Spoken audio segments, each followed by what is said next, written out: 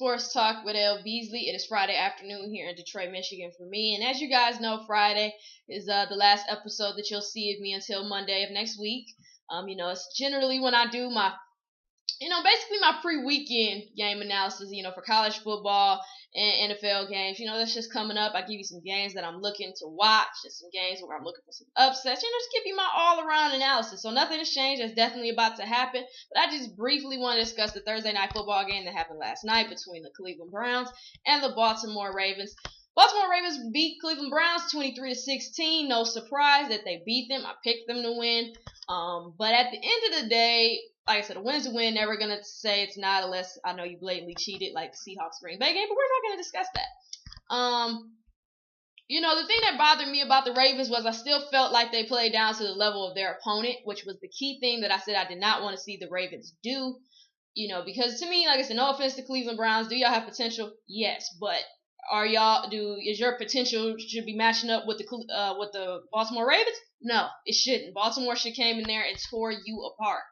Why not even came in there. You came to their place. You're at home. You got the home field advantage, Ravens, and you had a close game with these guys. And one of the main things that I was bothered by was they were up, 9-7 at halftime over the Cleveland Browns. And first of all, why are you only up 2 points against the Cleveland Browns?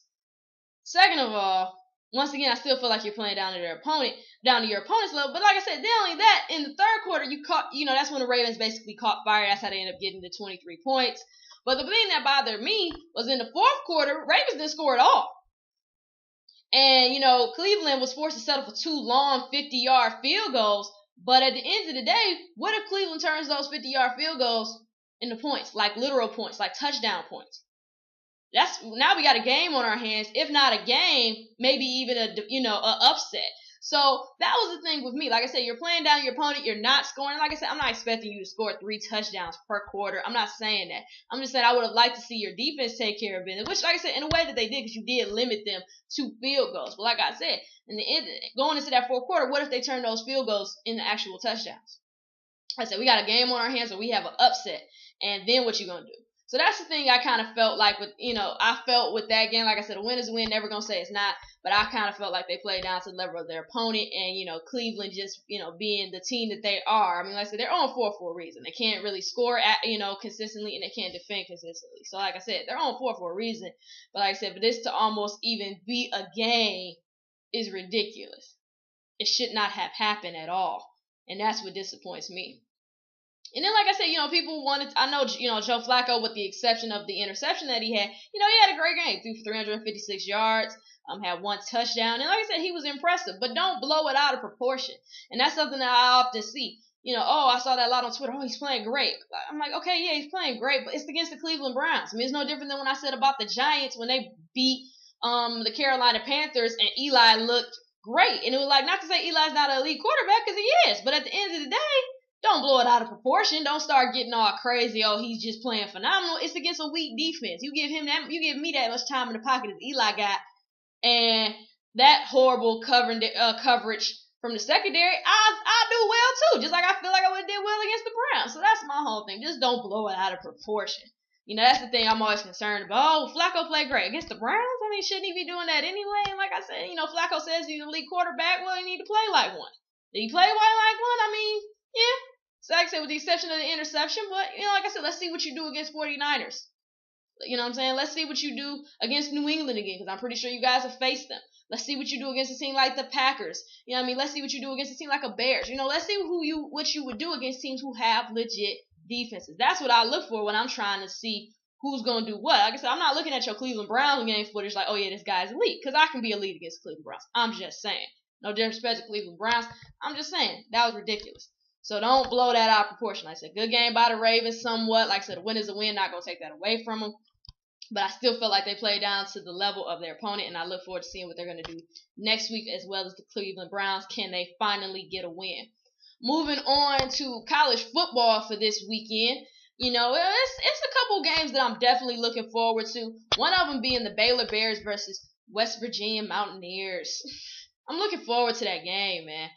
Both teams are undefeated. So this is definitely going to be one of those games you definitely want to watch, because somebody's going home undefeated. Somebody's going home with a loss. That's all I got to say. Both teams are 3-0, so I definitely want to see who's going to get this win.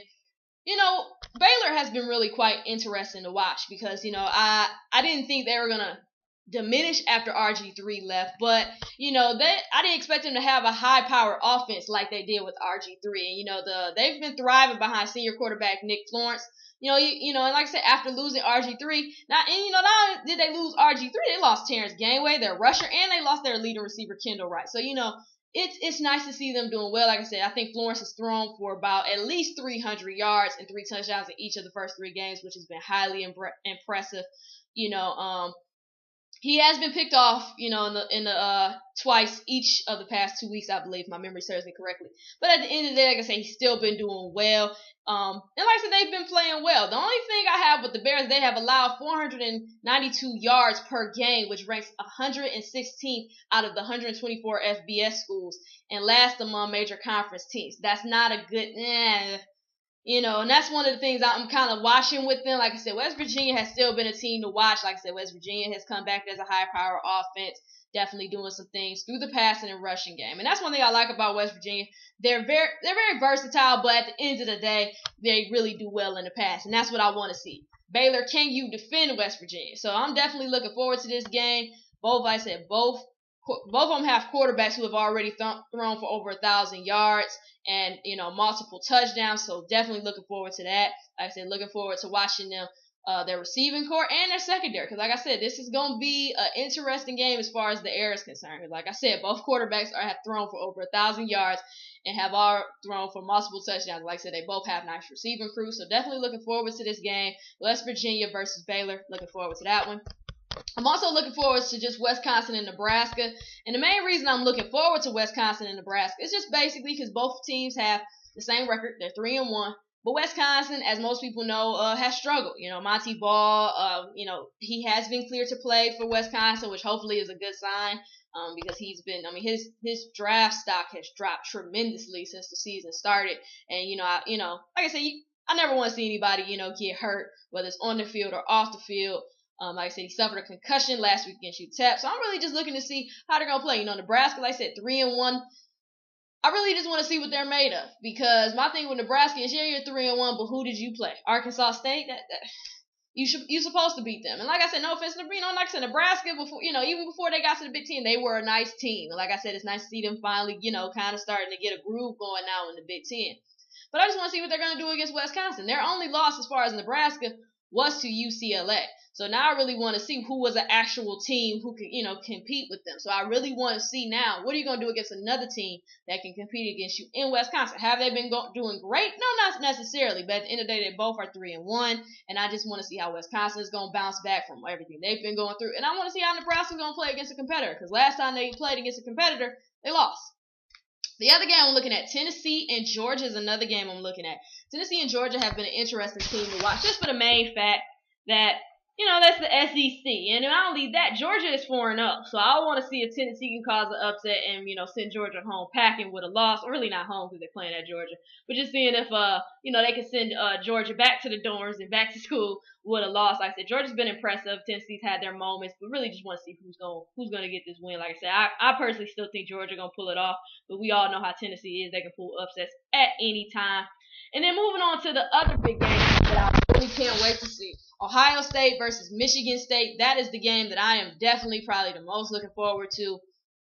This, to me, is the battle of, a little bit of quarterbacks and a little bit of non-two-dimensional teams. And what I mean by that is, I want to see how Andrew Maxwell is going to play, for the Michigan State Spartans. But I also want to see how Braxton is going to play. Like I have said thousands of times, while Ohio State is 4-0. You barely are 4-0. Let's not go back and look at your games as far as that goes. So, like I said, you're barely 4-0.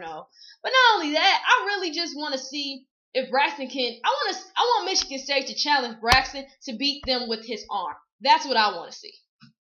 That's what I want to see. I want to see if Braxton Miller can beat a team truly with his arm. Because most of the time when he does those game-saving plays, it's with his feet, which is fine. But like I said, I know he's thrown for about 754 yards, I think, this season so far, which is still impressive. But at the end of the day, that's what I want to see. Can you beat Michigan State with your arm? Like I said, Michigan State, that's where y'all did luck out at. Y'all came back with y'all defense. and y'all haven't played like you have. But that's what I want to see. I want to see this Michigan State defense step up. But at the end of the day, I also want to see Michigan State, once again, get the passing game going. I hope to see players like DeAnthony Arnett, Aaron Burbridge in this game, because like I said, the receivers that they've had in there in the past, Sims, Lippett, I'm not saying that they can't get the job done. I'm just saying they haven't been getting the job done. So I really want to see these guys get the job done. Like I said, I just want to really see if these receivers are going to get going with Maxwell. Like I said, if it's Maxwell throwing a good pass, it's the receiver not catching the ball. If it's Maxwell throwing a bad, then it's receivers are ready for the pass, but then Maxwell's not throwing a good pass, or he's getting picked off. So I really want to see that. Le'Veon Bell, I just want to see if he's going to have another outstanding game. He's already at 600 plus yards as far as rushing. So I just really want to see, how he's going to play. He had a monster game last week, as he should, against Eastern Michigan. Like I said, it shouldn't even been no competitive game, but it was for a minute. But I just really want to see that. Like I said, to me, both teams have their moment of being two-dimensional, and both, and like I said, not even two-dimensional, one-dimensional. Because like I said, to me, you can't, Michigan State, the reason you were so successful last year is because you could pass the ball well and because you could run the ball well. So far this season, you have not been able to pass the ball well consistently. And honestly, really, Ohio State hasn't either. Like I said, you guys lucked out in some wins. Like I said, a win is a win. I'm never going to call you on that. Like I said, unless you just blatantly cheat. But like I said, y'all rushing game, it's been okay. I think Miller has about 400 plus yards rushing. But, I'm sorry, not Miller. Hall. Hall, and that's another thing. Your rushing leaders on Ohio State is Miller. He has 400 plus rushing yards. Your running back, Hall, only has like 190 or 192, something like that. So at the end of the day, that's what I want to see. Like I said, these are one-dimensional teams. I really want to see who's going to be able to win either with defense or with their arm. That's the game I'm looking forward to probably the most. I just want to see if Ohio State is going to finally get a loss or if Michigan State is going to add on another loss. But Michigan State's at home, which should be a huge factor. So it's going to be a good game to see. I can't wait to see that. Moving on to the NFL. This is some good games this week in the NFL that I'm really looking forward to. I'll start off with my home team, Lions, first. Lions play the Vikings at home. I'm basically looking at this game. Matthew Stafford is supposed to play as of right now. I know he's been practicing the last two practices he did practice. So as of right now, as far as my sources have been telling me, he will be playing this Sunday against the Vikings. I really just want to see how the Lions are going to bounce back. But I also want to see, have they learned their lesson? Is this going to be another comeback kid performance? Which is, like I said, I'm not trying to see that. Come out strong. And like I said, Minnesota is riding high. They just beat the 49ers. So, Christian Ponder came off a good game. Percy Harvin and Adrian Peterson have been doing okay for themselves. So at the end of the day, I really just want to see how the Lions are going to come in here. And like I said, you had a good first start with LaSure. He rushed for 100 yards. He already basically matching Kevin Smith's, rushing yards with just one game, which is sad when you think about it as far as Kevin Smith is concerned. But, you establish your running game, and I'm happy about that, Lions. But once again, as I said before, do not go away from what you do best, which is pass the ball. But not only that, the league has changed. It's a passing game now, which is why you need running backs like Ray Rice, Matt Forte, and etc. It's a passing game now. So when we start getting down to this, like I said, yes, you have a good running back in LaSure. Keep him healthy. Let him get the ball. Let him get those short yardage games for you. Now you don't have to necessarily feel like you have to throw it on short yardage games stuff. But at the end of the day, don't go away from putting Calvin in the slot. You waited till the fourth quarter last time to put Calvin Johnson in the slot. Put him in the slot at the start of the game, or at least by second quarter. Stop coming in here laxy-daisy like y'all Super Bowl champions, since you're not. Last time y'all won a Super Bowl, it was called a championship. I don't even think it was called a Super Bowl, so I don't want to hear that. I think it was called a World Championship back then. I don't even know what the heck they called it back then when they all won. So my whole thing is, stop coming in here like you own the place. Do what you gotta do. Come in here ready to play. Stafford, just stay healthy and throw the ball accurately. And even defensively, let's see what you do. Once again, Lions. Tennessee, y'all made Tennessee look like they were an all-star offense. I really want to see what y'all gonna do against Adrian Peterson. Like I said, he's made a good recovery. He's already rushed for 230 yards. Like I said, Percy Harvin, who I'm hoping Chris Houston to be checking him. Let's see what you do defensively. Like I said, at the end of the day, I think Lions can score with the best of them. But the whole thing is, can you stop them when push comes to shove? Like I said, definitely looking to see how Calvin and Johnson is going to play. I said, always plays well, but just see how much he gets involved. Burleson, he had a good game in that loss last week. Let's see if he comes back with that same intensity. Pettigrew, please, just hold on to the ball. Just don't let no little midget or somebody who like 200 pounds, less than you are, take the ball from you. Because can't nobody take the ball from me, and I mean, I'm not even your size. So I'm just saying. So that's what I'm looking for in my Lions. Like I said, come out here ready to play. This is not a comeback kid type thing. Come in here ready to play. Minnesota's riding high. Hopefully they'll be a little bit more excited about their win and maybe come in last daisy, but I just don't see Minnesota doing that. So I'm looking for Lions to take advantage early and win this game at home. So I think Detroit's going to win. Moving on to the other NFL games that have definitely been catching my eye. 49ers and the Jets. I'm definitely looking forward to this game. 49ers are coming off that loss to the Vikings. And like I said, to me, 49ers look like they came in and basically said, we're playing the Vikings. So, yeah, we don't care. I mean, that's pretty much like they didn't even prepare. Like, we came here like we're just going to run all over them. And Smith, he's been pretty accurate so far this season. That was the first time I could truly say he didn't look as accurate. And they didn't do a good job of getting Crabtree and Vernon Davis involved as quickly as they should have. So I'm looking basically for those adjustments. But I'm also looking for the 49ers to come in here and basically say we're about to handle business. They know they're going to be in New York at the Jets place, which is always a crazy atmosphere. I'm looking forward to that. And like I said, even the Jets, side of it. Y'all barely beat Miami. Let's see what y'all do. Is it time to start putting Tebow in for the whole game, or is it time to keep Sanchez? I mean, like I said, I don't care much for either one of you personally. But at the end of the day, that's Rex Ryan's decision. But I'm really just coming in here just basically trying to see how the 49ers are going to respond to their loss. Are they coming in here even more prepared and ready to play, like I said, because last game against the Vikings, they looked like they said, we're playing the Vikings. We don't even have the game plan. Jets, can y'all pull an upset? You're at home. Can you pull an upset? Can you pull that upset that's going to have people wondering and guessing about the 49ers? That's what I want to see. I want to see how Sanchez is going to play. And I want to see if these receivers can make some plays. As bad as Sanchez has played, I can't put it all on Sanchez. There's been a couple times I've wondered about those receivers. They kind of remind me of Michigan State receivers. Sometimes they just don't catch the ball. Or they tipping passes to themselves before you know it. They got the, crap knocked out of them. And they on the ground, the ball's been intercepted. So like I said, not defending Sanchez. Sanchez has not been playing, well to me at all. But at the end of the day, I still can't put it all on him because there's been times where he's made accurate passes and the receivers don't catch the ball. Just saying. Moving on, Tennessee Titans played the Houston Texans, and this is not necessarily a huge game per se, but the Texans are undefeated. Titans are coming off that win, against those comeback kids, the Detroit Lions. So I just want to see, Texans are at home in this game. I am expecting the Texans to win. But, we all know how momentum can change a team, a season. You never know. Titans may come in here thinking they king of the world and really give the Texans a battle. So I just really want to see if the Texans can remain undefeated. Same thing with the Dolphins and the Arizona Cardinals. I just want to see if Cardinals can remain undefeated. That's really one of the things I'm looking for. Like I said, Dolphins have been kind of iffy, riding high a little bit. They kind of coming off that loss to the Jets. Close win, but they end up losing anyway. So I just want to see how, they're going to respond. And like I said, Cardinals are at home.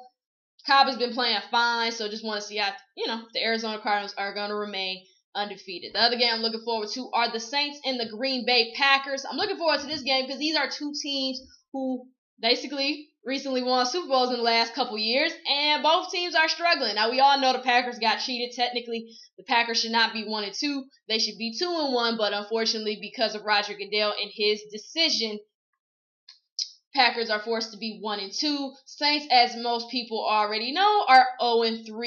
I really just want to see how both teams are going to respond. I expect the Packers to come out with a vengeance. I'm hoping that everything Aaron Rodgers and Mike McCarthy said in their press conference, they do not do this week. Basically, like they said, we should not have even, like I said, of course, Saints and the Seahawks are not the same team. But at the end of the day, come out strong, come out ready to play. You got your rest back, so you can't really complain about that anymore. Like I said, at the end of the day, I really just want to see if the Packers are going to come out better.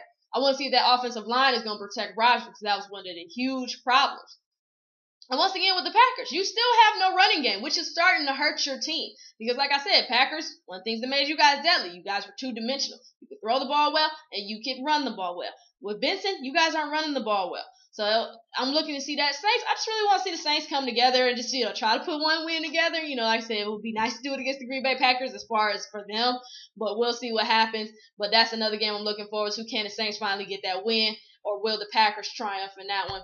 And, of course, the Sunday night football game, the New York Giants versus the Philadelphia Eagles. Looking forward to that one. Really just want to see how Vic is going to play.